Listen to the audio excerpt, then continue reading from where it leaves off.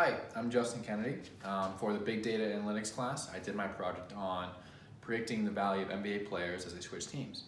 So in this project, what I did was I compared the fit of an NBA player with his current team to the fit he'd possibly have on a new team, using both individual and team variables.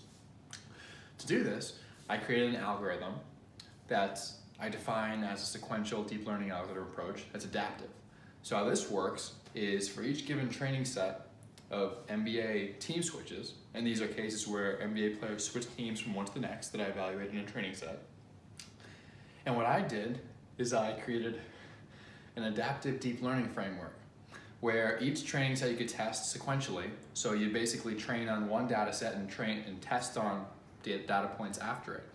And you'd be able to determine how an NBA player's value would transfer from one team to the next. So what the algorithm basically trains on is it takes a previous set of instances where players switch teams. So historically, since 1980, players have switched teams multiple times. And so you'd be able to see how the performance on one team relates to the next team, exclusively using individual and team statistics.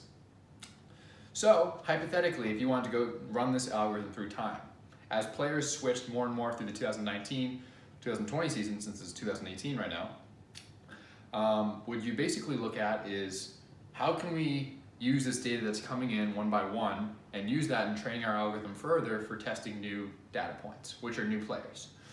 So the adaptive deep learning framework I used using the HyperS package, it basically creates, the way I've framed it is it creates an adaptive deep learning network that for each given training set, it'll create a new optimal deep learning framework that can then be applied to train that data set for testing purposes for future data points as they come in one by one.